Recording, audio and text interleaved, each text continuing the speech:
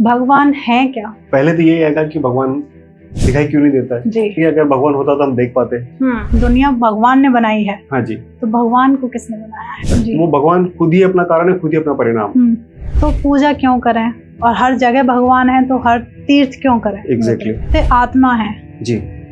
और शरीर, ये दोनों एक हैं या अलग अलग हैं? आत्मा होती ही नहीं। जैसे एक दिया है, दिया के अंदर लो जल रही है, लो बुझ गई तो फिर लो कहाँ गई। इसी तरह से शरीर में कोई आत्मा होती नहीं है। तो भगवान जो है जो अवतार लेते हैं वो भारत में ही लेते हैं, बाकी अन्य देशों में क्यों नहीं?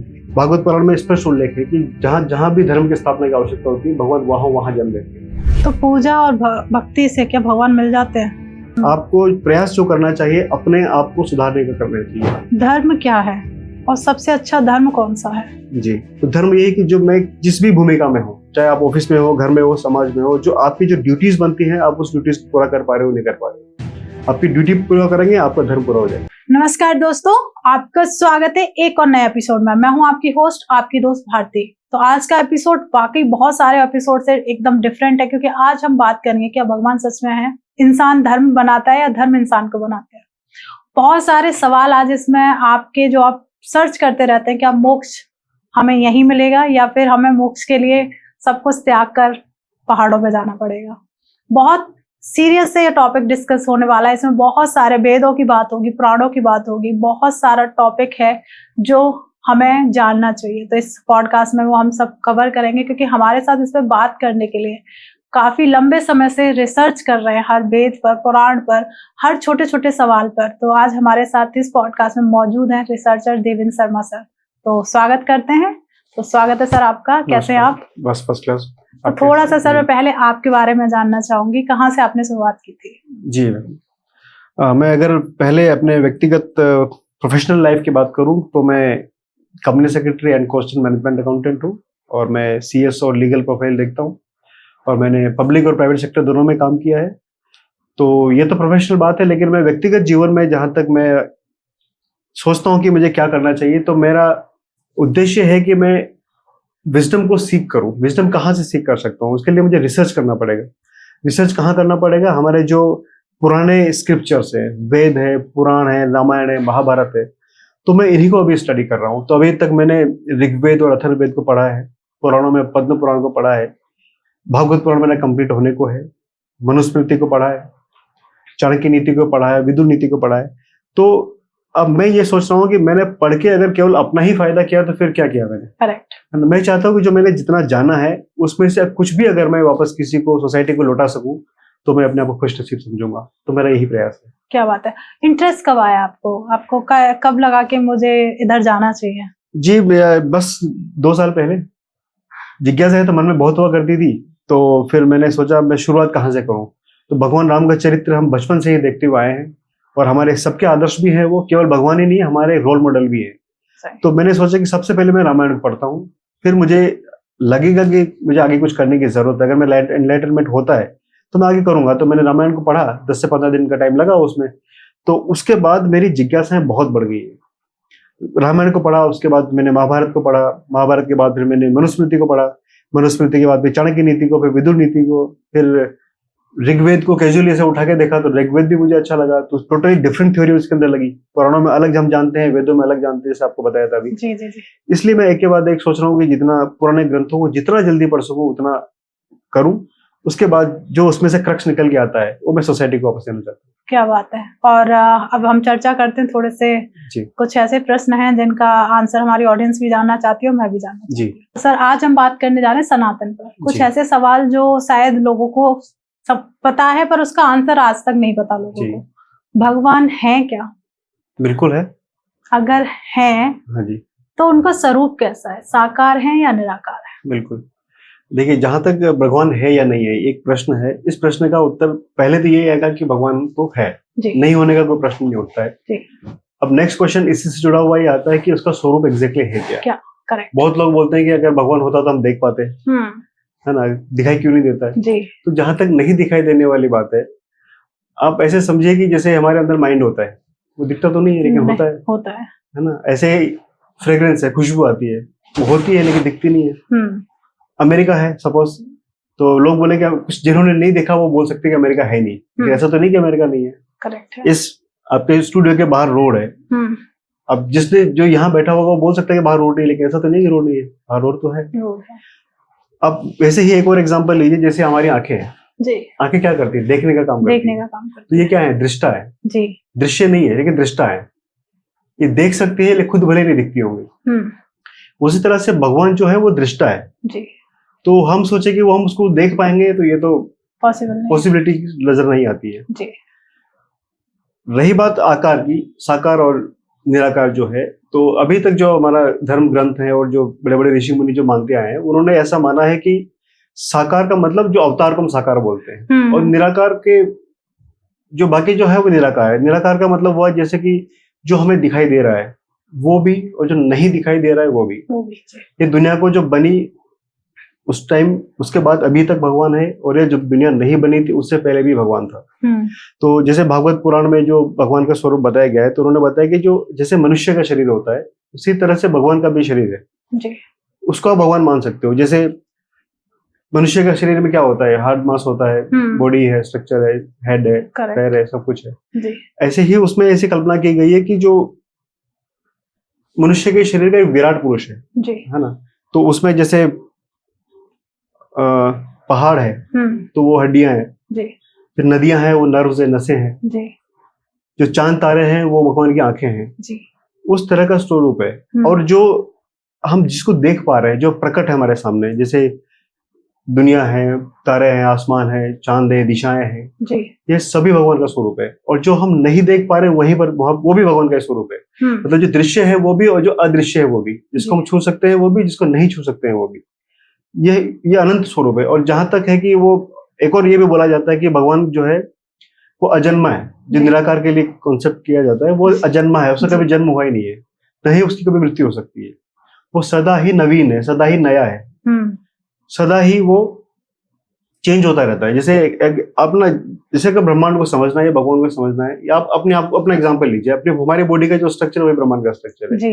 अब जैसे आप देखिए कि आप बचपन में आप कैसे थे, आज आप कैसे हो जी। है ना? तो आपके अंदर डेली चेंज हो रहा है लेकिन आपको नजर नहीं आता है वो। बहुत सालों बाद आप देखेंगे आप चेंज हो चुके हो, 10 साल बाद और चेंज हो जाओगे। इसी तरह से जो सृष्टि का फॉर्मेशन है वो भी लगातार चेंज होता रहता है। इसीलिए इसको हमेशा सदैव नवीन बोला गया है, हमेशा नया, पुराना होता ही नहीं है। ये जैसे आज हम हैं वो कल नहीं थे, हम चेंज हो गए, हमें पता भले नहीं चल रहा होगा। इसी तरह से सृष्टि का भी डेली फॉर्मेशन हो रहा है। आप देखिए कि कोई चीज रखी होती है वो सड़ जाती है ना? फिर पौधे नए उग जाते हैं, फिर सड़ जाते हैं, फिर नए उग जाते हैं। तो चेंज उसका प्रारूप है वो लगातार चेंज हो रहा है।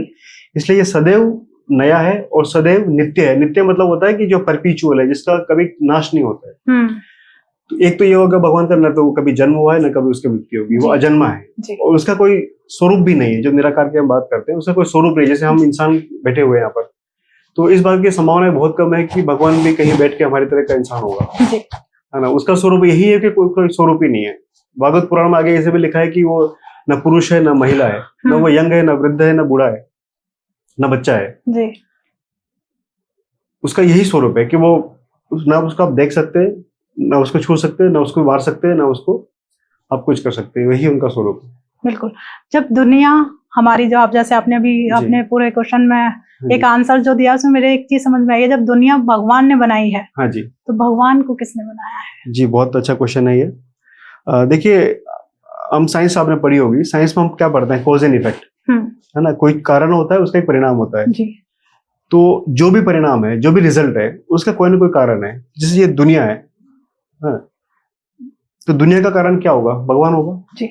लेकिन वो कारण भी अपने आप एक परिणाम हो सकता है, लेकिन उस परिणाम का कोई कारण होगा ऐसा हो नहीं सकता है। वो भगवान खुद ही अपना कारण है, खुद ही अपना परिणाम। बिल्कुल। तो जो जैसे आत्मा है जी और शरीर, ये दोनों एक हैं या अलग अलग हैं? Very good question.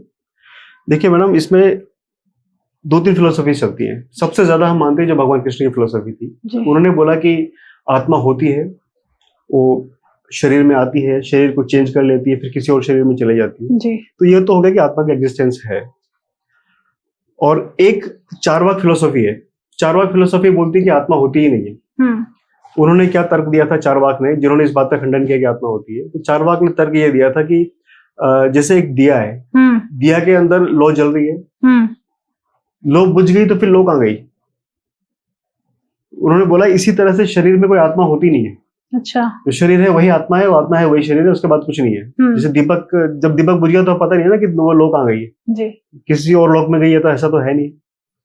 ऐसे उन्होंने एक और एक्सपेरिमेंट किया। कोई एक जानवर था, उसको उसका वेट किया उन्होंने, उसके बाद वो जानवर मर गया, उसके बाद फिर उसका वेट किया जी। तो उन्होंने बोला कि अगर इसका आत्मा होती तो इसका वेट चेंज होना चाहिए था। उसका वेट चेंज नहीं हुआ, वेट पहले भी वही रहा, उसके मरने के बाद भी वेट वही रहा। इसका मतलब अगर आत्मा निकलती तो वेट कम होना चाहिए था उसका, तो वो तो कम तो हुआ नहीं। तो ये उन्होंने थ्योरी दी, लेकिन उसका फिर लोगों ने काउंटर दिया है कि ये जो उन्होंने जो एक्सपेरिमेंट्स किए थे वो सही नहीं थे। राइट एक्सपेरिमेंट क्या है, जैसे सपोज बिजली है, इसमें लाइट आ रही है, आप लाइट आ रही है तो अब इसका वेट कर लीजिए, स्विच ऑफ करके लाइट इसका निकाल के फिर वेट कर लीजिए, वेट सेम ही रहेगा जी। इसका मतलब ये तो नहीं कि बिजली थी नहीं, बिजली तो थी। इसीलिए आत्मा भी है, अदरवाइज तो फिर ये एनर्जी काम कैसे करेगी? मृत शरीर में तो काम करता नहीं है, वो तभी करता है जब उसके अंदर आत्मा होती है। तो आत्मा को आप जो मास एनर्जी है पूरे ब्रह्मांड के अंदर, उसका एक छोटा हिस्सा मान सकते हैं, करेक्ट, लेकिन है वो आत्मा ही, और आत्मा होती है। आत्मा भी अलग है, शरीर भी अलग है। जैसे भगवान की हम बात करते हैं, हिंदुस्तान में रहते हैं, भगवान की बात होती है, तो भगवान जो है जो अवतार लेते हैं वो भारत में ही लेते हैं, बाकी अन्य देशों में क्यों नहीं? ये क्वेश्चन बहुत पर्टिनेंट है। बहुत लोग ये सोचते हैं कि सारे जो भगवान को नहीं मानते खासतौर पे, या जो भगवान को क्रिटिसाइज करते हैं, नास्तिक है, वो लोग ये बोलते हैं सारे भगवान आपके इंडिया में क्यों पैदा हो रहे हैं। तो इसका आंसर सिंपल सा ये है कि भगवान तो सब जगह पैदा हो रहे हैं, लेकिन हम केवल उन्हीं भगवानों को जानते हैं जो इंडिया में पैदा हुए हैं, है ना। हम उनको नहीं जानते जो इंडिया से बाहर पैदा हुए।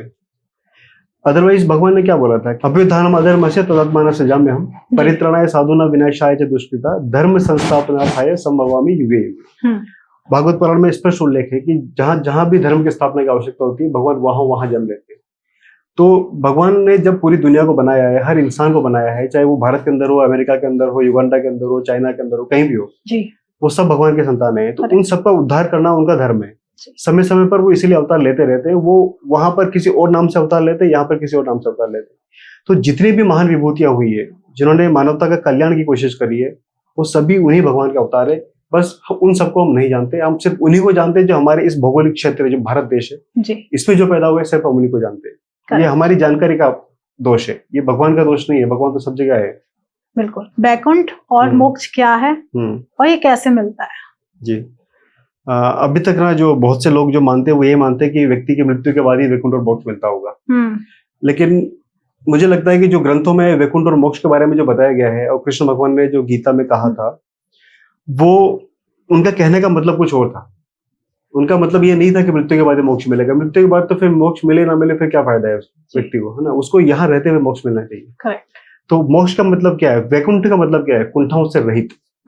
जब आपके मन की कुंठाएं सारी खत्म हो जाती है, जब आप प्रसन्न हो जाते हैं, सच्चित आनंद, आपका जो चित्त है उसके अंदर आनंद हो जाता है, वही आपके लिए वैकुंठ है। वही कुंठाओं से मुक्त संसार है आपके लिए, वही मोक्ष है। तो उसके लिए भगवान कृष्ण ने जो रास्ता बताया वो ये बताया था कि हमें राग द्वेष से दूर रहना चाहिए। मतलब कोई भी चीज ऐसी ना हो जिससे हमें बहुत ज्यादा अटैचमेंट हो। अगर वो चीज हमें नहीं मिलेगी तो फिर हम दुखी होंगे। द्वेष, किसी व्यक्ति के प्रति दुर्भावना हमारे मन में नहीं होनी चाहिए। ऐसा भी बोला गया कि अगर शत्रु भी हमारा है तो अगर हम उसको छोड़ सकते हैं, माफ कर सकते हैं, तो उसको कर देना चाहिए, जब तक कि हमारी प्राणों के ऊपर खतरा ना हो। ऐसे ही अगर हम किसी व्यक्ति, कोई अगर हमसे आगे जा रहा है, अगर हम उससे ईर्ष्या रखेंगे तो उससे भी, उसको तो कुछ फर्क पड़ेगा नहीं, हम खुद ही परेशान रहते हैं। ये कष्टों के कारण है। बेसिकली जो कुंठाएं हैं वो सारे कष्टों के कारण है। राग, द्वेष, लोभ, लालच, काम, क्रोध, गुस्सा भी अपने आप में बहुत हमारे लिए ही हानिकारक है। जिसके प्रति गुस्सा करे उसको तो कुछ फर्क पड़ेगा ही नहीं इससे। और हमें समदृष्टि हो जानी चाहिए कि हमें अपमान, सम्मान, इन सब चीजों को फर्क ना पड़े। मतलब कहने का मतलब है, अगर हमारा इमोशनल कंट्रोल इतना अच्छा हो जाए कि हमें इन सब चीजों से मन को फर्क ना पड़े, हम कष्ट ना पाए, तो वही मोक्ष है, वही वैकुंठ। बिल्कुल। जैसे प्रमोद सर, आप बार बार भगवान को कह रहे हैं कि भगवान है, बिल्कुल है, अदृश्य है, हमारे अंतर मन में भगवान है, बिल्कुल है, ठीक है। तो पूजा क्यों करें, और हर जगह भगवान है तो हर तीर्थ क्यों करें? एग्जैक्टली। देखिए, पूजा और जो तीर्थ है वो बेसिकली एक डिसिप्लिन लाने के लिए, जहाँ ये मेरा अपना अंडरस्टैंडिंग है, मैं किसी को काउंटर नहीं करना चाह रहा, कि पूजा और तीर्थ करने से हमें यह होगा कि हमारा एक अनुशासन बना रहेगा। और पूजा और तीर्थ जो बनाए गए हैं, चाहे किसी भी धर्म के हो, जी वहां पर जाकर व्यक्ति कितना भी बड़ा से बड़ा आदमी हो, अपना अहंकार वहां जाकर छोड़ देता है, बिल्कुल वहां जाकर नतमस्तक हो जाता है। तो फिर भी हमें वो इसलिए करते रहना चाहिए कि हम उससे ना भगवान से जुड़े रहें। जी अगर हम ये सब चीजें नहीं करेंगे तो फिर हम भूल जाएंगे। करेक्ट। भगवान है तो अंतःकरण में, लेकिन जब आप अपने अंतःकरण को अपने अंतःकरण में भगवान को देख लेते हो और उसी दृष्टि से सब हर व्यक्ति के अंदर, हर जीव के अंदर जब आप भगवान को देखने लग जाते हो, तब आपको पूजा और तीर्थ की जरूरत नहीं रहेगी। जब आपने एहसास कर लिया कि मेरे अंदर ही भगवान है, आप कुंठों से रहित हो गए, सब हर व्यक्ति और जीव से प्रेम करने लगेंगे, तब फिर आपको पूजा और उसकी जरूरत नहीं रहेगी। फिर आपके अंतःकरण में आप भगवान को देख सकते हो, आप खुद भगवान बन सकते हो। बिल्कुल। और ऐसे तो बहुत कम लोग होंगे यहाँ पृथ्वी पर, हाँ। कैसे अंतर मन से उन्होंने एक्सेप्ट किया होगा भगवान है। कुछ ऐसे लोगों के बारे में आप बता सकते हैं? नाम बताना तो बहुत मुश्किल है मैडम, क्योंकि ये सबका व्यक्तिगत अलग अलग नजरिया भगवान के प्रति लोगों का होता है। कुछ लोग सोचते हैं कि मैं पूजा करके मेरा भगवान प्रसन्न हो रहा है, कुछ सोचते हैं कि मैं तीर्थ करके भगवान मेरा प्रसन्न हो रहा है, लेकिन शायद ऐसा न भी हो। भगवान को आपका कंडक्ट देखता है, आपका कंडक्ट सोसाइटी के प्रति कैसे है, आप जैसा अपने लिए चाहते हैं वैसे ही कंडक्ट आप सोसाइटी को दे पा रहे, नहीं दे पा रहे।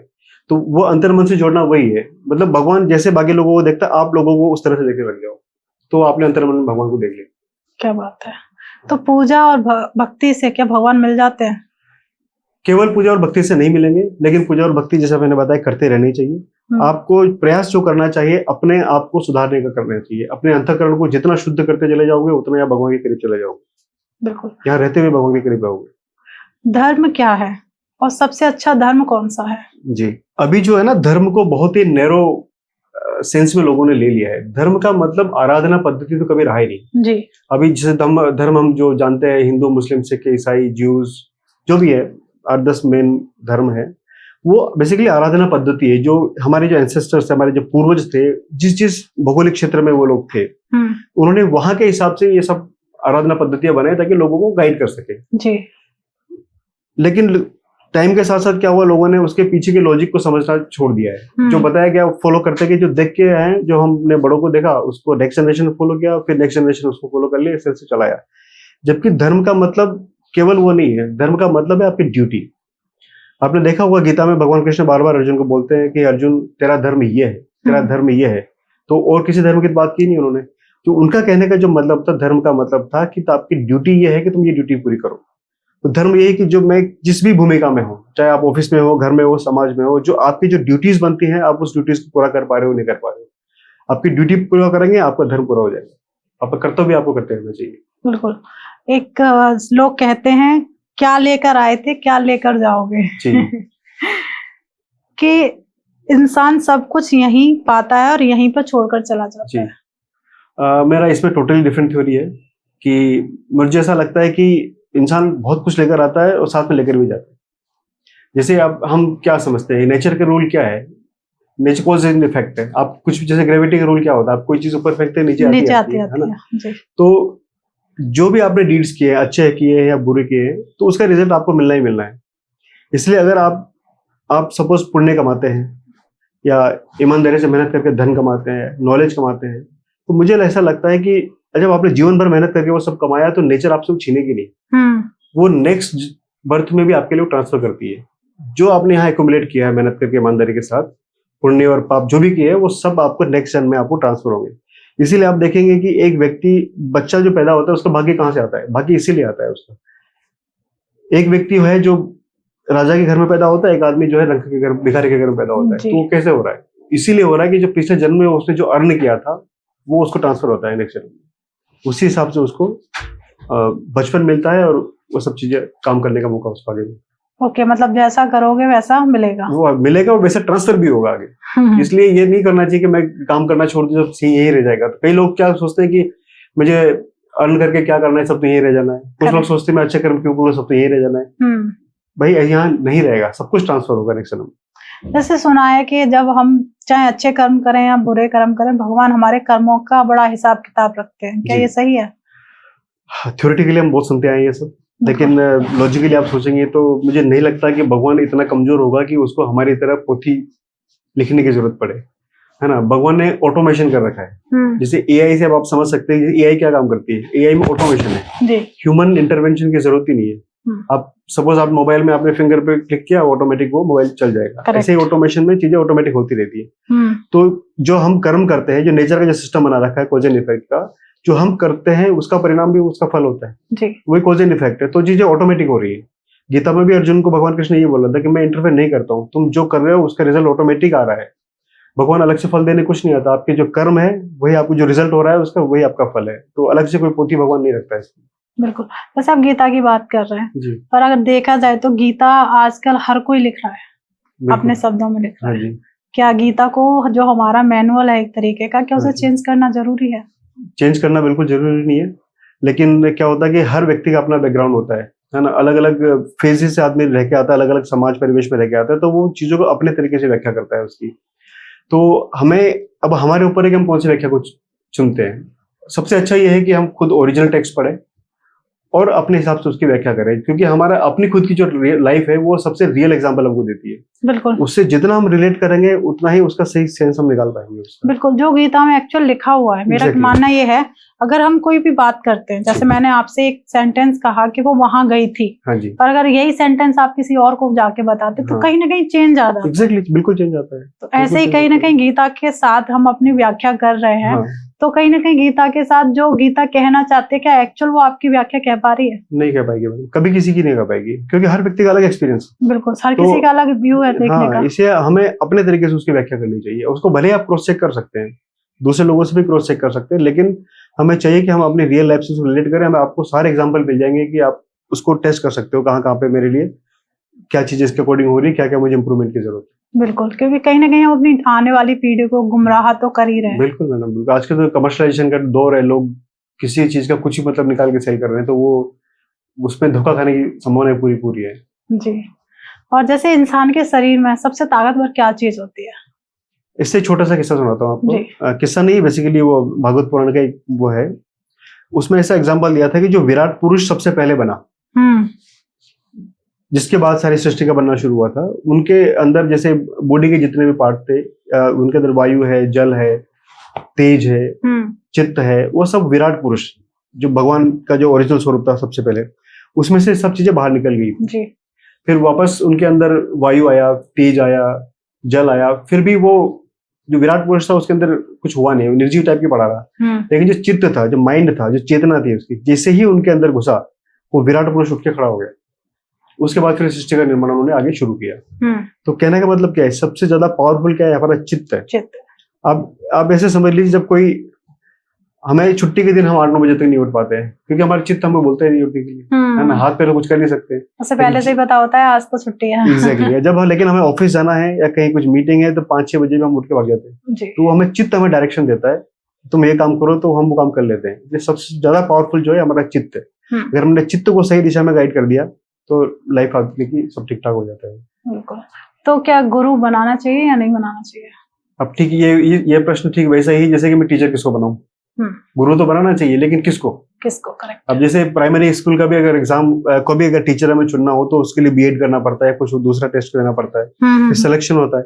तो ये जो आध्यात्मिक क्षेत्र है ये तो इतना अनंत है कि इसमें हम ये नहीं कह सकते कौन सा टीचर परफेक्ट है। तो डिपेंड करता है कि आपको टीचर जो है वो सही रास्ता दिखा सकता है कि नहीं दिखा सकता है। तो अगर आप गुरु बना भी सकते हो, लेकिन गुरु के ऊपर टोटली डिपेंडेंट नहीं होना चाहिए। क्योंकि गुरु अगर 10 बातें जानते हैं तो आप 10 से ज्यादा बातें नहीं जान पाओगे। करेक्ट।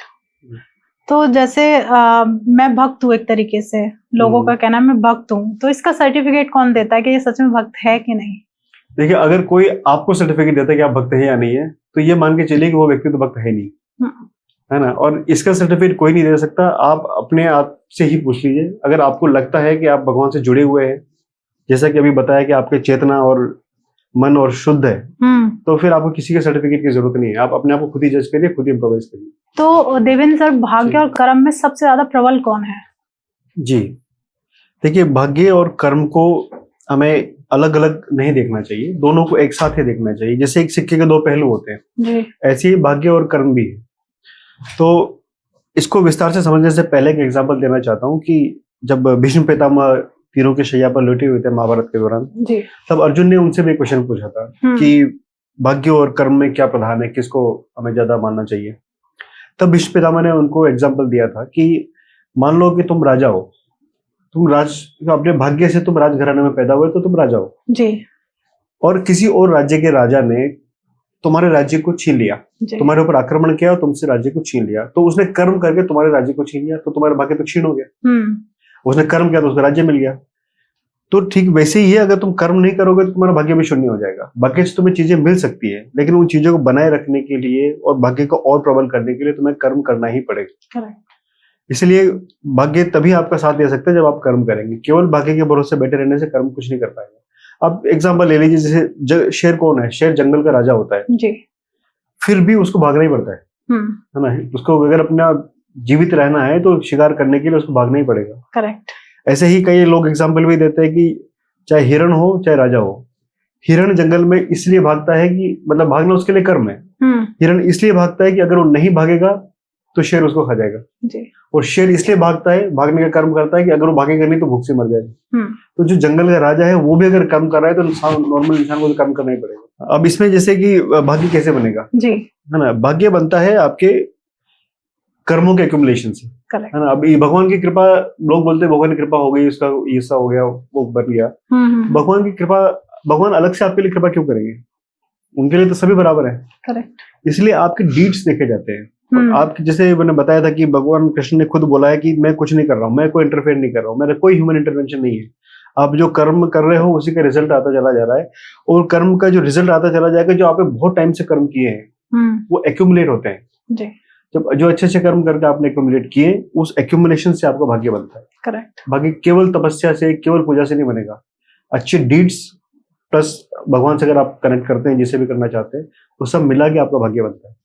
करेक्ट। जो हमारे पाप और पुण्य हैं, उनका लेखा जोखा कौन रखता है? उनका लेखा जोखा शायद ही कोई रखता होगा। ऐसा हालांकि मानते हैं कि गरुड़ पुराण में लोग एग्जाम्पल देते हैं कि वहां पर है जो अपना हिसाब रख रहे हैं, लेकिन इस बात की संभावना बहुत कम है, क्योंकि जब ऑटोमेटिक सब कुछ है और भगवान ने ऑटोमेशन कर रखा है तो कोई हिसाब नहीं रखेगा, ऑटोमेटिक उसका रिजल्ट आपको मिल जाता है। जिसे आप करेंगे वैसे आप पा लेंगे, अच्छा तो अच्छा, बुरा तो बुरा। ओके। वेद और पुराणों में मूल अंतर क्या है दोनों में? अगर हम देखेंगे ऐतिहासिक दृष्टि से तो वेद सबसे पुराने हैं, पुराण काफी बाद में लिखे गए जी। और वेद जो है वो 4 है, पुराण 18 है जी। वेदों में जो भगवान जिसके लिए पूजा की बात की गई, उसमें यज्ञ पे ज्यादा फोकस किया गया है। यज्ञ करो, यज्ञ। और जो यज्ञ के जो वेदों के जो मेन देवता है जिनको आराध्य बताया गया है, वो मुख्यतः वरुण देव है, इंद्र देव है जी। इस तरह से देवताओं को उसमें ज्यादा महत्व दिया गया है। इंद्र देव को सबसे बड़ा, भगवान विष्णु को लगभग बराबर माना गया है, लेकिन इंद्र का ज्यादा महत्व है। लेकिन पुराणों में अवतारवाद के बारे में ज्यादा है, पुराण अवतारों को ज्यादा मानते हैं। जैसे भगवान कृष्ण का अवतार हो गया, विष्णु का अवतार हो गया, 24 अवतार भागवत पुराण के अंदर बताए गए हैं जी। आपको आश्चर्य होगा कि जो भगवान ऋषभ देव जी हैं, जो जैन धर्म के संस्थापक हैं, वो भी भगवान विष्णु के अवतार है। बहुत कम लोग जानते होंगे इस बात को। जी, जी, जी। सबसे ज्यादा जो हम लोग जानते हैं भगवान राम और कृष्ण के बारे में जानते हैं। करेक्ट। तो ये अवतार की बात करते हैं, वो उन देवों की बात करते हैं। वहां पर वेदों में जो है यज्ञ की बात ज्यादा की गई है, और पुराणों में भक्ति की बात की गई है कि भक्ति करो। दूसरा, जो वेद है वो मटेरियलिस्टिक संसार की ज्यादा बात करते हैं। जैसे वेदों में आप प्रार्थनाएं देखेंगे, ईश्वर से जो प्रार्थनाएं हैं, तो उसमें प्रार्थना इस तरह से चलती है कि भगवान हमें शतायु करो, हमारी आयु 100 वर्ष से एक दिन भी कम ना हो, हमें बलवान बनाओ, हमें निरोगी बनाओ, हमें बहुत सारा धन दो, हमारे खेतों में बहुत सारा जौ पैदा हो। उस टाइम जौ पैदा होता था, जो एक जैसे गेहूं होता है वैसे अब हमारे खेतों में बहुत सारा जौ पैदा हो, हमारे शत्रुओं का नाश करो, हमें बहुत सारे बुद्धि दो। तो इस तरह की प्रार्थनाएं उसमें करती थी, जो कि इस रियलिटी में, इस संसार के अंदर जीवन के लिए आवश्यक है। करेक्ट। इनकी बातें वेद करते हैं जी। लेकिन पुराण जो है वो भक्ति की तरफ ज्यादा उनका हुआ है। पुराने ये बोलते हैं कि आप परलोक की सुख की भी कामना करो, कि परलोक में जाकर अदरवाइज आपको दंड मिलेगा, है ना। उसमें लौकिक सुख से ज्यादा परलौकिक सुख की ज्यादा बात की गई है जी। लेकिन इसका मतलब ये हमें नहीं समझना चाहिए कि वेद और पुराणों में आपस में कोई विरोधाभास है। कोई विरोधाभास नहीं है, क्योंकि वेद थोड़ा जटिल भाषा में लिखे हुए हैं, तो हर किसी को समझ में नहीं आते। इसलिए वेद व्यास जी ने उनका व्यास किया, मतलब वेदों को बढ़ाने के लिए कहानियों के प्रारूप में, कथाओं के प्रारूप में उनको लिखा, ताकि हर कोई व्यक्ति उस बात को समझ सके। तो हमें बेसिकली लिखने का मतलब क्या है? दोनों का मतलब यह है कि हम उनसे अपने जीवन को बेहतर बनाने के लिए रास्ते हमको ढूंढने हैं। तो इसलिए हमें दोनों में कॉन्फ्लिक्ट नहीं करना है, दोनों को एक तालमेल में, इन कंजंक्शन विद ईच अदर, दोनों को पढ़ना है, समझना है, व्याख्या करनी है और अपने लाइफ में उसको इम्प्लीमेंट करना है। जैसे अवतारों की बातें हम सुनते हैं, जैसे अभी आपने भी अवतारों की बात की, ये सच है या नहीं, और है तो कब लिखी गई थी?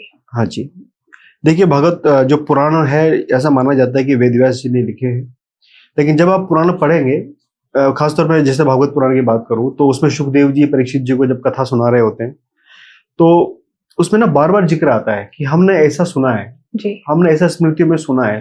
तो भगवान कृष्ण तो वेद व्यास जी के समकालीन थे, मतलब कंटेम्प्रेरी थे, उन्हीं के समय में वो इस धरती पे आए जी। लेकिन उससे पहले की जितने भी अवतारों की कथाएं हैं वो उन्होंने नहीं लिखी है, वो उन्होंने श्रुतियां थी। जैसे हम बचपन में बड़ों से कहानियां सुनते थे, उन्होंने किसी और से सुनी होगी, उन्होंने उनसे पहले वालों से सुनी होगी। तो वो उस टाइम तो वैसे भी जब डॉक्यूमेंटेशन नहीं था तो लिखना पॉसिबल था भी नहीं। जैसे वराह अवतार हुआ, नरसिंह अवतार हुआ, बहुत सारे अवतार पहले हुए थे, तो उनको मीन अवतार हुआ था, वो लिखना पॉसिबल था नहीं उस टाइम, इसलिए वो श्रुतियां कानों से ही ट्रांसफर होती थी। और उस टाइम मेमोरीज भी लोगों की बहुत अच्छी थी क्योंकि याद भी होती थी। तो वो कथाएं ट्रांसफर होते होते होते यहाँ तक आई, वेद व्यास जी ने फिर उसको डॉक्यूमेंटेड किया। तो वो बार बार लिखते हैं कि ऐसा हमने सुना है, उन्होंने खुद से कुबल कल्पनाएं नहीं लिखी है। वहां पर कई लोग ऐसे एलिगेशन लगाते हैं कि इतना लेट लिखा है तो कहानी झूठ है। कहानी झूठ नहीं है, उन्होंने जो सुना है उसको डॉक्यूमेंटेड किया है खाली। करेक्ट, उन्होंने नया कहानी क्रिएट नहीं किया। वराह अवतारी कथा कहानी उन्होंने नहीं लिखी है, श्रुति थी जो मैंने सुना, मैंने डॉक्यूमेंट किया, ये उन्होंने किया था जी। तो 18 पुराण वेद व्यास जी के ही लिखे हुए माने जाते हैं। बिल्कुल। तो जैसे भगवान श्री कृष्ण ने जब अवतार लिया था जी, तो लोगों ने तुरंत उन्हें भगवान नहीं माना था। कब लोग भगवान मानना शुरू किया था उनको? देखिए, इससे भगवान ने एक बहुत बड़ा मैसेज दिया है कि मैं तो भगवान हूँ, लेकिन पैदा होते लोगों ने मुझे भगवान नहीं मान लिया। गिने चुने लोग ही उनको भगवान मानते थे, जिनको पता था, जो उस लेवल पर एंटाइटल्ड। राइट। भगवान कब मानते हैं हम व्यक्ति को? उसके डीड्स पे मानते हैं, उसके कर्मों से मानते हैं, उसने सोसाइटी के लिए कितना किया है। राइट। तो भगवान कृष्ण का अवतार जब लोग मानने लगे थे तब उनकी आयु लगभग 90 साल हो गई थी। मतलब इतना बड़ा व्यक्तित्व, बेसिकली व्यक्तित्व लोगों के लिए, हमारे लिए तो भगवान ही है, भगवान के अवतार थे, उनको भी लोग भगवान मानने लगे, इसमें 90 साल हो गए थे। जब महाभारत में इन्होंने पांडवों को जिता दिया था, उसके बाद लोगों को लगने लगा कि ये भगवान है। और उस टाइम जो भारतवर्ष में जो था, जितना बड़ा देश था उस टाइम, तब दूर दूर के लोग, राजा लोग थे जो उनको मानने लगे थे। सब लोग उनको समर्पित हो गए थे उसके बाद। उससे पहले लोगों ने उनको भगवान नहीं माना था। करेक्ट। तो उन्होंने इसके माध्यम से यही कहना चाहा है कि जब मुझे 90 साल लग गए भगवान बनने में, आपको तो कर्म करना ही पड़ेगा। करेक्ट, सबको करना पड़ेगा। तो जैसे अभी पॉडकास्ट के स्टार्टिंग में आपने कहा भगवान अजर और अमर हैं जी, तो भगवान ने जो अवतार लिए हैं जी, तो वहां तो उनकी मृत्यु भी हुई है। एग्जैक्टली। देखिए, अवतार का मतलब भी वही है कि वो हमें शिक्षा देने के लिए हमारे जैसे बन के यहाँ पर आते हैं। वो सब कुछ वहां से भी कर सकते थे, लेकिन इंसानों को शिक्षा कैसे देंगे? जो रोल मॉडल हमारे सामने कोई होगा तभी तो हम शिक्षा पाएंगे उससे। इसलिए वो राम बनकर भी आए और कृष्ण बनकर भी आए। उन्होंने करके दिखाया कि एक राजा का कर्तव्य क्या है, एक इंसान का कर्तव्य क्या है। आदमी को जब आप अधिकारों के लिए लड़ रहे हो तो आपको संघर्ष किस तरह से करना चाहिए, आपकी ड्यूटीज क्या होनी चाहिए, वो सारा करके उन्होंने इंसान की तरह आए। जीवन मरण सब कुछ उन्होंने ठीक उसी तरह से किया जैसे आम आदमी का होता है, ताकि आप उसको अपनी लाइफ से रिलेट कर सके और समझ सके कि भगवान का मैसेज अगर है तो क्या है। अगर आप सपोज वहीं से वो कोई डॉक्यूमेंट लिख के हुए भेज देते, अवतार बनकर नहीं बताते, तो कैसे समझते? ठीक वैसे ही जैसे हम केस स्टडीज करते हैं, प्रोजेक्टर में कॉलेजेस में पढ़ाई होती है तो लाइव एग्जांपल देके बताया जाता है जी। एक तरह से लाइव एग्जांपल देने के लिए भगवान बार बार अवतार देते हैं और हमें शिक्षा देते हैं। तो हमारे जो चारों युग हैं जी, वो कौन कौन से हैं? उनका एक जो टाइम पीरियड होता है वो कितना कितना रहा है? जी, देखिए, मुख्यतः 4 युग माने गए हैं, उसके बाद फिर प्रलय आ जाता है। तो 4 युगों की बात करें हम तो सबसे पहले है सतयुग जी, फिर त्रेता युग। त्रेता युग में हम मानते हैं कि भगवान राम आए थे जी। द्वापर युग जिसमें भगवान कृष्ण आए थे, और अभी जो चल रहा है वो कलयुग चल रहा है। तो इसका जो टाइम पीरियड है, तो कलयुग का जो टाइम पीरियड है वो है 4,32,000 साल का जी। और ये हमारे लिए 4,32,000 साल है जो सूर्य से जो है, सन से 365 दिन का एक साल होता है हमारा। इससे 4,32,000 साल जब हो जाएंगे तब कलयुग खत्म हो जाएगा।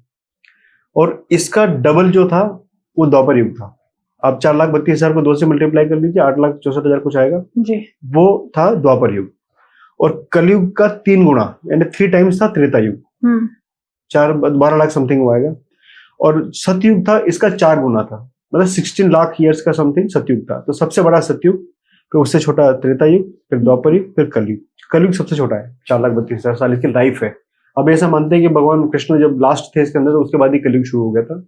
तो 3000 बीसी के आसपास से हम मानते हैं, 3000 बीसी प्लस 2000, ये लगभग 5000 साल पहले से ही कलयुग की शुरुआत हुई है। बस अभी तो शुरुआत ही हुई है। अभी शुरुआत हुई है, अभी तो बहुत कुछ देखना बाकी है, लेकिन आने वाली जनरेशन देखेंगी उसको। Correct correct. तो जैसे इंसान की आयु का भी मैंने सुना है कि आयु में भी बड़ा डिफरेंट होता था और बिल्कुल है। लंबाई बिल्कुल बहुत अंतर होता था। तो बिल्कुल। चारों युगों में इंसान की आयु कितनी रही है? सेम उसी तरह से जैसे युगों की आयु है वैसे ही इंसान की आयु रही है। जी कलयुग में जो है 100 साल इंसान की लाइफ को माना गया है एवरेज, बस जी। भगवान की तरफ से परमिटेड लाइफ है। कुछ लोग इससे ऊपर एक्सीड कर जाते हैं, नॉर्मली ये है, और डॉक्टर्स बताते हैं 65 ईयर्स के आसपास। Correct. तो उस पर तो हम जा नहीं रहे हैं, हम इसकी बात करते हैं। 100 साल कलयुग में एक इंसान की नॉर्मल लाइफ मानी गई है, जी। और द्वापर युग में इससे डबल थी, मतलब 200 साल व्यक्ति जी लेता था आराम से। त्रेता युग में इसकी थी 3 गुना थी, 300 साल जी लेता था जी। और सतयुग में 4 गुना, 400 साल के आसपास व्यक्ति उसमें जीता। क्या बात है, मतलब अब मल्टीप्लाई होता चला गया। एग्जैक्टली। तो ऐसे ही मतलब घटता चला गया, यहाँ से मल्टीप्लाई होगा, ऊपर से देखेंगे तो घटता हुआ चला गया सर। 400 300 200 100 हो गया। देवेंद्र सर, एक मूवी आई थी नरसिम्हा, हाँ जी। आपने भी देखा होगा। जी, उसमें जी। दिखाया गया है कि जब पृथ्वी समुद्र में डूब गई थी तो भगवान ने निकाला था, पर बिल्कुल। देखा जाता है तो पृथ्वी पर ही तो समुद्र है, उसमें कैसे पृथ्वी डूबी? बिल्कुल, बहुत लॉजिकल क्वेश्चन है आपका। बहुत लोग ऐसा बोलते हैं, और नॉर्मल जब हम पहली बार सुनते हैं तो ऐसा प्रश्न उठता है कि जब पृथ्वी के ऊपर समुद्र है तो समुद्र के अंदर पृथ्वी कैसे गई, है ना। अब जो साइंस की बात करते हैं मैं उन्हीं की लैंग्वेज में जवाब देना चाहता हूँ कि साइंस में क्या माना जाता है कि जो हमारा इंडिया का सब कॉन्टिनेंट है, जो भारत का उपमहाद्वीप है, ये पहले यहाँ पर नहीं था जी। ये गोंडवाना लैंड से लगभग 12 अरब साल पहले वहां से फ्लोट करते करते यहाँ तक आया है। जी। कैसे है? फ्लोट करते करते, समुद्र में फ्लोट करते करते। अदरवाइज अगर जमीन का टुकड़ा फिक्स होता तो इंडिया वहां से निकल गया कैसे आया? करेक्ट। और गोंडवाना लैंड लगभग साउथ अमेरिका के आसपास का जो एरिया है वहां पर था। तो इंडिया जहां आज हम देख रहे हैं यहाँ पर एशिया से अटैच जो है, ये यहाँ था ही नहीं। ये ज्योग्राफी बताती है ये बात। बिलियन ईयर्स पहले ये वहां पे था, और वहां से लैंड का टुकड़ा टूटा और फ्लोट करते करते यहाँ आके चिपक गया। तो फिर ये कैसे हो रहा है? जी। पृथ्वी टूट के कैसे बह रही है? इसका मतलब ये है कि समुद्र के ऊपर पृथ्वी का हिस्सा है वो फ्लोट कर रहा है आज भी। हाँ जी। और वो जो असुर था उसने उसको समुद्र के नीचे, जो जिसे हम लेयर्स पढ़ते हैं ना साइंस में, कि आग्नेय चट्टाने हैं, कायांतरिक चट्टान है, पृथ्वी के अंदर कोर आता है, फिर ये आती है, उस तरह से लेयर्स है। ऐसे पानी में भी लेयर्स है। तो जिसको रसातल बोलते हैं, वहां जाकर उसने पृथ्वी को छुपा दिया। तो उसी तरह से अगर फ्लोट कर सकता है तो उसको छुपाया भी जा सकता है।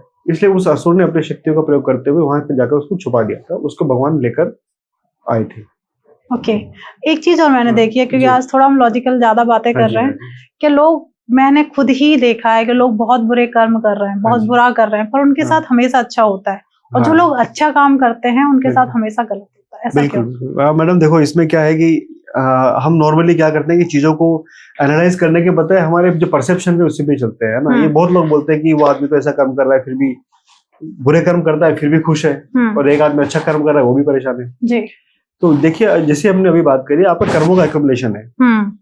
तो आज से पहले तक आपने जितने भी कर्म किए हैं उसका एक्युमुलेट हो रखे हैं। अगर आपने अच्छे कर्म किए तो बहुत सारे कर्मों का आपके पास एक्युमुलेशन है, संचय है, खजाना है जी।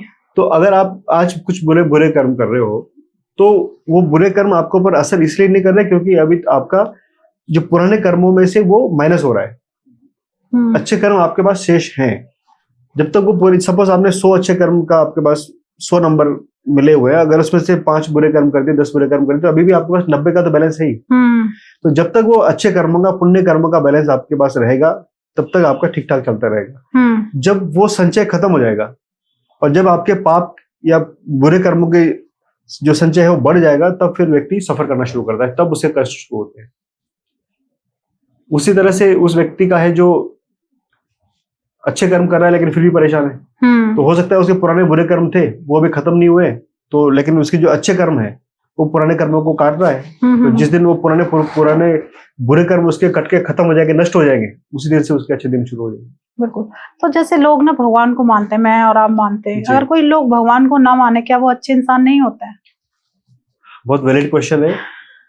देखिए, सबसे पहली बात जो भगवान जो देखता है वो मैं फिर बोलूंगा कि आपके कर्मों को देखता है ना। भगवान की बनाई हुई सृष्टि में आप सृष्टि के जीवों के साथ आपका बर्ताव कैसा है। अगर आप अपनी ड्यूटी कर रहे हैं, आप अपना धर्म निभा रहे हैं, तो इस बात से ज्यादा फर्क नहीं पड़ेगा कि आप उनकी कितने घंटे पूजा करते हैं, कितने घंटे उनकी आराधना करते हैं। आपने अपना ड्यूटी कर ली, आपको मोक्ष मिल जाएगा। अगर ड्यूटी नहीं करी, केवल पूजा करें, तो आपका कुछ बहुत ज्यादा कल्याण होने वाला नहीं है उसमें। बिल्कुल। जैसे आपने भी एक चीज सुनी होगी, सबका मालिक एक। हर धर्म में भगवान अलग है, तो फिर क्यों हर जगह कोई अल्लाह कहता है, कोई भगवान कहता है, कोई जीसस कहता है, तो ये फिर एक कैसे हुआ? देखिए मैडम, जो एक वो है जो मास पावर है, मास एनर्जी जो है, महाशक्ति है, वो निराकार है। तो वो जो भगवान निराकार भगवान है, वही मैंने जैसे भी बताया था कि अलग अलग क्षेत्रों में अलग अलग रूप में अवतार लेता है। तो वही अवतार ले रहा है, चाहे हम जीसस बोले, अल्लाह बोले, भगवान बोले, वो उसी के स्वरूप है जो अलग अलग नाम से जाने जाते हैं। अब नाम देता कौन है? नाम भगवान आके अपना नाम तो देगा नहीं, देते हैं हमें लोग, जो हमारे ऋषि मुनि या जो भी संत उनको कहते हैं हम। उन लोगों ने अपना तप करके या सोच समझ के या अपना बुद्धि और विवेक का इस्तेमाल करके उनको नाम दिए। जो इस ज्योग्राफी में थे, जो संस्कृत बोलते थे, उन्होंने अपने हिसाब से उनको नाम दिए। कोई दूसरा देश है, वो अलग भाषा बोलते हैं, उन्होंने उसको अलग नाम दिया। इस तरह से उनके नाम अलग अलग हो गए, लेकिन है वो सबका एक ही है, वो एक ही मास एनर्जी है जो भगवान है। बिल्कुल।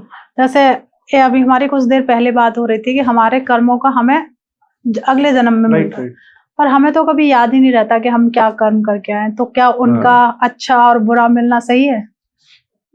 देखिए मैडम, याद तो हमें कल 5 साल पहले की बात भी नहीं रहती है ना, लेकिन हमारे डीड्स है, वो नेचर का सिस्टम ही ऐसा ही है ना। जैसे सर्दी आती है, गर्मी आती है, बारिश आती है, वो उसका अपना सीक्वेंस है, अपने चीजें हैं, वो चलती रहेंगी, उसमें हम कुछ कर नहीं सकते। मेमोरी हमें रहे ना रहे, प्रकृति उससे मतलब नहीं। एक चीज और मैंने हमेशा सुनी है कि जो हम कर रहे हैं या जो लिख के आया हमारी किस्मत में, भविष्य हमारा पहले से ही लिख के आया है, हमें क्या करना। भगवान भी कहते हैं ना गीता में, बिना मेरी मर्जी के एक पत्ता नहीं हिल सकता। तो हम जो कर रहे हैं, चाहे वो अच्छे कर्म है या बुरे कर्म, तो जब भगवान की बिना मर्जी के पत्ता नहीं हिल सकता है, तो जो आज कर्म हम अच्छे भी कर रहे हैं या गलत कर रहे हैं, तो भगवान की मर्जी है ना उसमें। देखिए मैडम, इसको थोड़ा सा और अच्छे से व्याख्या करने की जरूरत है। भगवान की मर्जी का उनका कहने का मतलब ये था कि तुम कर्म करो जी, फल की आशा मत करो, फल देने का काम मेरा है, फल देने का काम मेरा है, आपको तो केवल अपना कर्म करना है। लेकिन कर्म करने के लिए प्रयास तो आपको करना पड़ेगा, आपको निमित्त बनना पड़ेगा। अब देखिए कि जब महाभारत जब शुरू हो रहा था, जब अर्जुन बार बार घबरा रहा था कि ये तो मेरे रिश्तेदार, मैं इनका वध कैसे करूं, तो भगवान कृष्ण ने उसको दिखाया विजुअलाइजेशन करके, जैसे आज हम देखते हैं मूवीज टेक्नोलॉजीज में। तो उनको भगवान ने उनको दिखाया कि देखो, तुम जिनको तुम मारने से डर रहे हो, वो सब तो मर चुके हैं ऑलरेडी, उनको मैं मार चुका हूँ। तुमको केवल माध्यम बनना है, निमित्त बनना है। इसीलिए कर्म के लिए हमको बोला गया, देने वाला वही है, करेगा वही, लेकिन हमें माध्यम बनना है, उसके लिए निमित्त बनना है। तो निमित्त बनने का मतलब है कि हमें अपना कर्म करना चाहिए। जब हम कर्म करते हैं तो हम निमित्त बन जाते हैं, ऑटोमेटिक रिजल्ट भगवान दे देता है। बिल्कुल। अभी आपने बात कही कि पुनर्जन्म, जैसे जन्म होता है, तो आत्मा कब तक जन्म और मरण के चक्कर में फंसी रहती है?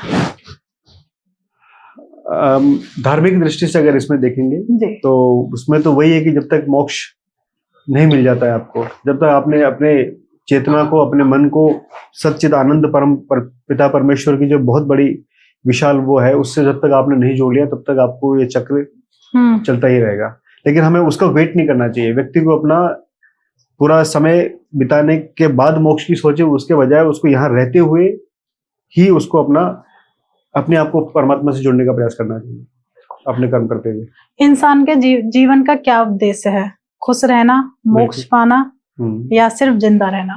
अगर आप मोक्ष पा जाते हैं तो आप खुश रहना शुरू कर देंगे, है ना। आदमी खुश क्यों नहीं रहता? क्योंकि उसके मन में कुंठाएं हैं। करेक्ट। फॉर एग्जाम्पल के तौर पे, अगर कोई हमें जरा सा कुछ बोल देता है तो हमें चुभ जाता है, दुखी हो जाते हैं, ये हमारी कुंठा है ना। सपोज आप किसी से मिलने जा रहे हो, आपकी एक्सपेक्टेशन थी कि मेरे को इस तरह से मुझे ग्रीट करेगा, मुझे ये करेगा, जरा सा कुछ हो जाए तो कई लोग दुखी हो जाते हैं।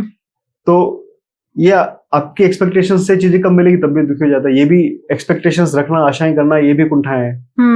तो जब ये सब चीजों को आप छोड़ दोगे, तब मोक्ष को पालोगे, तो आप वैसे प्रसन्न हो जाओगे। इसलिए एक्सपेक्टेशन रखो मत। आपके लिए समदर्शिता होनी चाहिए। हम देखें कि हर चीज में समान रूप से देखें, दुख हो चाहे सुख हो, चाहे सोना है या मिट्टी है, और अच्छा चल रहा है या गलत चल रहा है, कुछ बहुत बड़ा मिल गया है, बहुत कुछ खो गया, तो इन सब में अगर समान है, आपको फर्क नहीं पड़ रहा है, पूरा इमोशंस को आपने जीत लिया है, आपके सत्वगुण, तमोगुण, रजोगुण तीनों को आपने जब जीत लिया है, तो आप वैसे मोक्ष पा जाते हो। तो वही खुशी शुरू हो जाती है व्यक्ति। बिल्कुल। और आपने पूछा कि जीवन का उद्देश्य क्या है। जीवन का उद्देश्य यही है कि आप प्रसन्न रहो।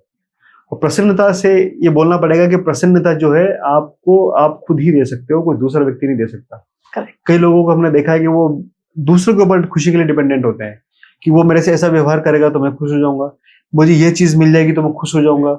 आज सपोज फॉर एग्जांपल आपके पास एक कार है, आप सोचते हैं कि मुझे बड़ी कार मिल जाएगी तो मैं खुश हो जाऊंगा। घर है, बड़ा घर मिलेगा तो मैं खुश हो जाऊंगा। बड़ा है तो सोचेंगे 2 मिल जाएंगे तो मैं खुश हो जाऊंगा।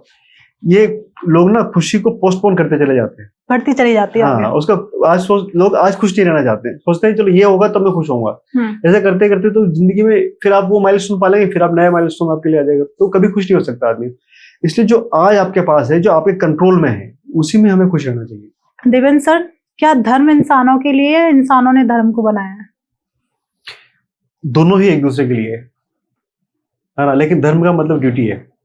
और जो धर्म को जिसको हमने धर्म का नाम दिया है, वो इसीलिए बनाया गया है कि हम अपनी ड्यूटी से अलाइन रहें, अपने ड्यूटी के साथ जुड़े रहें। जैसे धर्म का मतलब जो हम समझते हैं आम आदमी के लिए कि जो ग्रंथ है और उनमें बताई हुई पद्धतियों को फॉलो करना, उसको हम धर्म मानते हैं। तो उनमें आप देखेंगे तो ड्यूटीज ही आती हैं, उसमें कंडक्ट रहेगा कि आपको बड़ों के साथ कैसे व्यवहार करना है, छोटों के साथ कैसे व्यवहार करना है, कोई दुष्ट व्यक्ति है उसके साथ किस तरह का व्यवहार करना है, क्या क्या संस्कार होने चाहिए। जैसे मनुष्य के संस्कार होते हैं ना, बचपन का अलग होता है, बड़े होने के बाद अलग होता है, वो सारे संस्कार करो। तो एक जीवन पद्धति बनाई गई थी, उसके अंदर एक कोड ऑफ कंडक्ट एक तरह से बनाया गया। जैसे आज लॉ बनते हैं, ऐसे पहले कोड ऑफ कंडक्ट थे, जिसको हम बोलते हैं स्मृतियां बोलते हैं। तो एक तरह से मनुष्य को बताया गया था कि आप अपने जीवन को इस तरह से बनाओ, तो आपका जीवन समाज के अंग के रूप में अच्छा रहेगा, समाज में आप अलाइन रह पाओगे और अपने जीवन को इवॉल्व कर पाओगे। अगर मान लीजिए वो सब कोडिफाइड चीजें नहीं होती, वो संहिताएं नहीं बनती, मनुष्य और जानवर में क्या फर्क था, है ना। तो मनुष्य को, जिसको हम सिविलाइजेशन बोलते हैं, सभ्यता कैसे बनी? वो सभ्यता ऐसे बनी कि उन्होंने उस टाइम धर्म के रूप में, धर्म के माध्यम से एग्जाम्पल दे के लोगों को समझाया कि आप इस तरह का आचरण करो, इस तरह की चीजें फॉलो करो, तब आप अपने आप को दूसरों को सुखी रख सकते हो। करेक्ट। लेकिन धीरे धीरे क्या हुआ कि हमने उसके लॉजिक को समझना बंद कर दिया है। लॉजिक को समझना बंद कर दिया है, इसीलिए सारे प्रॉब्लम क्रिएट हो रही है, इसीलिए आज कट्टरता लोगों के अंदर आ रही है। जब व्यक्ति उस धर्म के पीछे की बात को समझने लग जाएगा, उस पर्दे के पीछे क्या बोलना चाहा है बोलने वाले ने और किन परिस्थितियों में बोला था, जब व्यक्ति वो सब चीजें समझ लेगा, तो उसको धर्म से उसको अपने आप को तो फायदा होगा ही, आसपास के समाज को, दुनिया को, देश को, सबको फायदा होगा। बिल्कुल। क्या आधुनिक विज्ञान और वेदों में कोई समानता पाई जा रही है? जी, काफी समानताएं हैं। और अभी पूरे 2-3 एग्जाम्पल देता हूँ आपको। जैसे हमें बारिश का बताया जाता है, बारिश कैसे होती है जी। बारिश गर्मी होती है, गर्मी से पानी वाष्पीकरण होकर ऊपर जाता है, फिर वो बादल बनते हैं, फिर बारिश आती है। इसी तरह का एग्जाम्पल उसमें भी है। हम यहाँ बोलते हैं कि गर्मी से वाष्पीकरण हो रहा है, उसमें वो बोले हैं कि जब आप यज्ञ करते हो तो जो ऊष्मा पैदा होती है, जो गर्मी पैदा होती है, उससे और सूरज के तेज से समुद्र का पानी भाप बन के ऊपर उड़ता है। और 8 महीने के अंदर जितना सूरज भगवान आपसे पृथ्वी से पानी को भाप के रूप में ऊपर उठाते हैं, वो 4 महीने में आपको वापस लौटा देते हैं। तो इस तरह से उन्होंने कहा है, बात वही है, कहने का तरीका अलग है जी। उसी प्रकार से उसमें यह भी लिखा है कि जो सूरज की जो रोशनी आती है, उससे पेड़ पौधे अपना भोजन बनाते हैं, जिसको हम अभी साइंस में भी हम बोलते हैं ना कि ऊर्जा से प्रकाश संश्लेषण, फोटोसिंथेसिस, वो क्रिया उसमें अलग शब्दों में बताई गई। ये बात भी वहां पर है। इसी तरह से जब भगवान कृष्ण के बारे में पुराण में लिखा गया है, एक जगह लिखा था कि भगवान कृष्ण का रंग कैसा था। जब बारिश होती है तो बादल का रंग जैसा होता है, वैसा भगवान कृष्ण का रंग था। उसी को आज हम साइंस में पढ़ते हैं। तो बहुत सारी चीजें आज हम साइंस में है पढ़ते हैं, वो बहुत किसी तरीके से पुराने ग्रंथों में बता रखी है। तो वो भी साइंटिफिक है। आज का साइंस तो है, वो भी साइंटिफिक है। क्या इंसान कभी पूरी तरह सत्य को जान सकता है या हमेशा रहस्य में ही रहेगा? ये क्या है कि बहुत लंबी प्रक्रिया है। व्यक्ति को इवोल्व होते रहने के प्रयास करने चाहिए। बड़े बड़े ऋषि मुनियों ने भी जानना चाहा है, लेकिन सभी ने अपने अपने हिसाब से अनुमान लगाए हैं। और ये जो स्पिरिचुअलिटी है या भगवान का जो सब्जेक्ट है, ये इतना अथाह है कि कोई व्यक्ति एक जीवन में तो इसमें पार हो नहीं सकता है। तो इसमें जितना हम जान सके उतना जानने का हमें प्रयास करते रहना चाहिए। तो इसमें सदियां लगेंगी तब जाके हम उसको जान पाएंगे। तो वह ही इतना अनंत कि हम बहुत कम समय में नहीं जान सकते। तो देवेंद्र सर, काफी अच्छा भी लग रहा है आपसे जी। चर्चा करके। थोड़ा सा ना ऐसा लगा कि हम एक वर्ल्ड में बैठे हैं, पर थोड़ा जी। सा हम अपने वेद और पुराणों के साथ भी आपके साथ जी। जुड़े हैं। अब हम एंड की तरफ हैं और हमारी ऑडियंस को आप कोई मैसेज देना चाहेंगे? हाँ, मैं ऑडियंस को यही बोलना चाहूंगा कि हमारे पास बहुत बड़ा खजाना है जो हमारे धर्म ग्रंथ हैं, चाहे किसी भी धर्म के हों। हमें चाहिए कि हम उनको अध्ययन करें। और कई लोगों को ऐसा मानना है कि बुढ़ापे में इन सब चीजों का अध्ययन करो। मैं कहता हूँ बुढ़ापे में अध्ययन करने की कोई आवश्यकता ही नहीं है। आपको अध्ययन करना है अभी, जब आपकी स्टडीज पूरी हो जाती है, जब आप करियर में जाना चाहते हैं जी। 20 से 25 साल की एज में, या उसके बाद जब भी आपको समय मिले, जितना जल्दी शुरू हो सके आपको अध्ययन करना चाहिए। और ये समझना चाहिए कि इसके पीछे लॉजिक क्या है और ये हमें क्या मैसेज देना चाहता है जी। ताकि उससे आप जीवन में आने वाले कष्टों को, चुनौतियों को आप इजीली फेस कर पाएंगे। और आपको क्या जीवन से आप एक्सपेक्टेशन रख सकते हैं, आपको रियलिस्टिक एक्सपेक्टेशंस आप रख पाएंगे। आप अपने दुखों को कम कर पाएंगे, अपने कष्टों को कम कर पाएंगे, और आपको ये समझ में आएगा कि मेरे लिए क्या है जो मुझे खुश कर सकता है, और लाइफ को मैं कैसे खुश बना सकूं, कैसे बेटर बना सकता हूं, अपनी भी और दूसरों की भी। करेक्ट। और अब हमारी ऑडियंस से पहले तो यहाँ तक हमें देखा है और बड़े अच्छे से पेशेंस के साथ हमें सुन रहे हैं। पहले तो थैंक यू सो मच कि आप लोगों ने प्रॉपर हमें सुना है और यहाँ तक आप हमारे साथ बने हुए हैं। अब आपका काम बनता है कि आप जितना ज्यादा हो जाए इस पॉडकास्ट को अपने दोस्त और फैमिली के साथ शेयर कर दीजिए। Devendra sir, thank you so much, आप आए और आपसे चर्चा करके मतलब मन बहुत प्रसन्न हो गया। और अब हमारी ऑडियंस है, बहुत सारे सवाल इनके आएंगे। जितने भी आपके सवाल प्रश्न हैं उनको वेस्ट मत करिए। जब हम बात करते हैं तो बहुत सारे विचार आपके दिमाग में आने लगते हैं कि शायद मैम ये वाला क्वेश्चन सर से पूछ लेती तो उसका आंसर हमें मिल जाता। तो उनको वेस्ट मत जाने दीजिए। कमेंट बॉक्स खुला हुआ है, वहां पे आप अपने प्रश्न डाल सकते हैं, जिससे क्या है सर आपको उसका आंसर देंगे ही देंगे। अगर जितना ज्यादा आपके कमेंट आएंगे, हो सकता है कि हम एक पॉडकास्ट फिर से प्लान करें और आपके जितने सारे क्वेश्चन होंगे उसका आंसर देवेंद्र सर आपको दे पाए। अब देवेंद्र सर, आपसे ये लोग कनेक्ट होना चाहते हैं तो किस तरीके से कनेक्ट हो सकते हैं? मेरा यूट्यूब चैनल है Devendra watch ji, enlighten the self नाम से। तो इसमें मैं आध्यात्मिक रिलेटेड टॉपिक ही उसमें डालूंगा, तो उसमें कमेंट कर सकते हैं। और किसी को व्यक्तिगत रूप से बात करनी है तो उसमें कमेंट डाल दे, मैं मोबाइल नंबर और ईमेल आईडी अपना दे दूंगा। बिल्कुल। जैसे आप देवेंद्र सर से कनेक्ट होना चाहते हैं, सर का यूट्यूब चैनल अगर आप सर्च नहीं कर पा रहे हैं तो डिस्क्रिप्शन में ओपन करिए, वहां आपको मिल जाएगा इजीली लिंक, और वहां से जाके आप देवेंद्र सर से कनेक्ट कर सकते हैं। मिलते हैं एक नए एपिसोड में। जब तक आप अपने घर में स्वस्थ रहें, मस्त रहें। राधे राधे।